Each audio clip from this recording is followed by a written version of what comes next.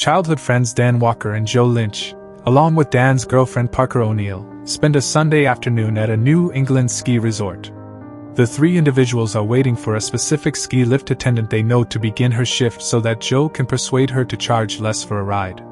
Dan and Joe are disappointed that the lady could not make the shift and that a man replaces her. Dan encourages Parker to appear attractive and smile in order to convince the ski lift attendant to charge less. As she goes to speak with the attendant, Joe discusses why Dan brought Parker along. He states that he is okay with it. Parker returns with a positive outcome. As they ascend, the group engages in playful teasing and joking with each other. Parker inquires about when they plan to return home and mentions that she has books to read.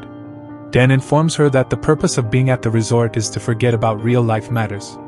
The ski lift stops temporarily but starts again shortly after. Parker is teased by Dan and Joe about how she's a beginner at skiing and how she should put on her helmet. Joe spots a lady trying to put on her ski shoes. He attempts to assist her as he gets pushed by her ex-boyfriend. After she apologizes to Dan, he tells her that he genuinely wanted to help. After spending all afternoon watching Parker fall over herself because she cannot snowboard, the guys are eager to take one last run down the mountain before they go home. However, Parker tells them that they could go ahead, but Dan feels like she should come with them. Joe somewhat agrees. It's already late in the evening. While on their way to the ski lift, Joe meets the lady that he tried to help earlier. She admits that a relationship with her ex-boyfriend cannot work. She gives him her number. As the three proceed to the lift, they discover that it is closing.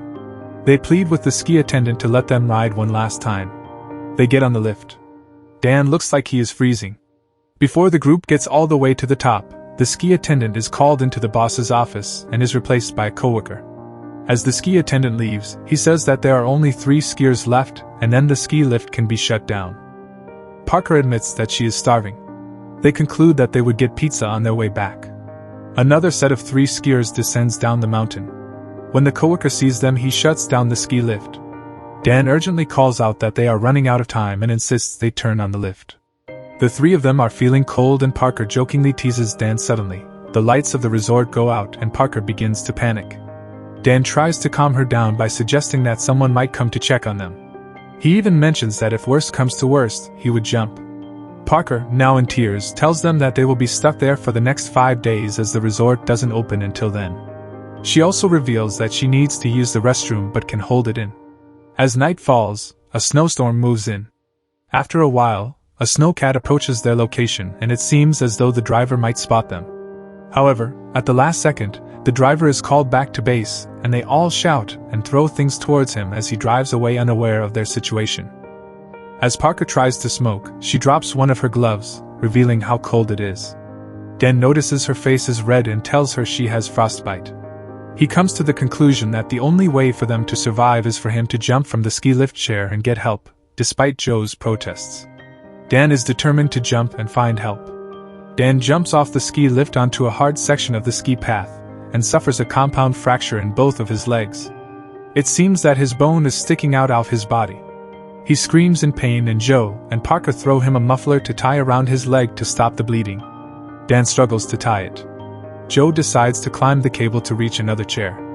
Dan warns him to be careful because the cables are razor sharp. While Joe is climbing, Dan is approached by a wolf who growls at him, but Parker throws her snowboard at it, and it runs away. Joe starts climbing when he sees a pack of wolves. He returns to his chair with his hands cut. Parker asks him what happened. He prevents her from watching the scene below. Dan has now been surrounded by a pack of wolves who devour him, horrifying Parker and Joe. Parker is in tears and pain while all this is happening. A few hours later, Parker tries to blame Joe for what happened. Joe gets angry and tells her that if she had stayed home and not tried to force herself into every aspect of his life, Dan would still be alive. She cries as he consoles her, suggesting that he did not actually mean what he said. Later, Joe tells Parker that he was planning to propose to the girl he met at the ski resort, and that they would have children and a dog named Steve.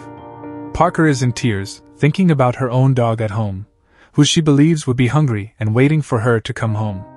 She worries that the dog would think she abandoned and forgotten about it. Joe comforts her, telling her that her dog won't starve to death, and she will definitely go home and see the dog once they get out of their current situation. In the morning, Parker wakes up with her right hand stuck to the ski lift safety bar which she had grabbed in her sleep. She painfully pulls it free, losing skin in the process. In addition, she has developed a severe case of frostbite on her face.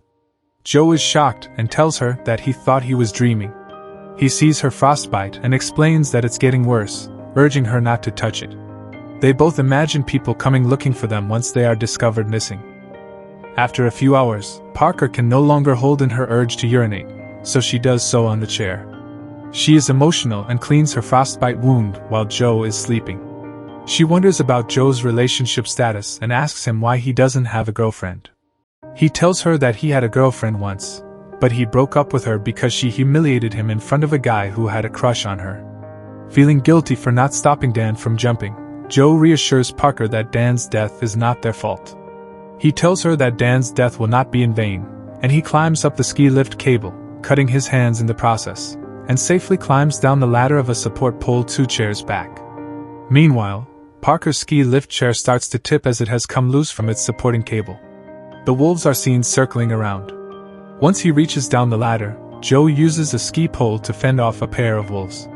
He then slides down the mountain on Parker's snowboard, with the wolves chasing after him. Another night goes by and no one comes to help Parker. She realizes that something has happened to Joe, and the next day, she attempts to jump down herself, but the bolt holding the lift chair fails and the chair drops around 20 feet, but is caught by a supporting cable.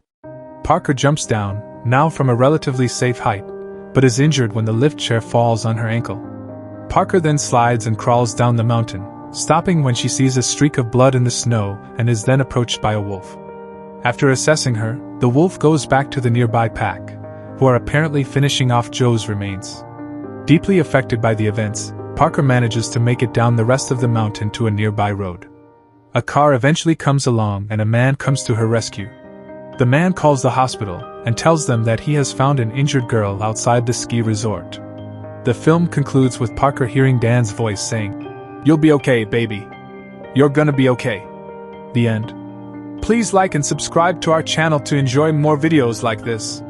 See you next time.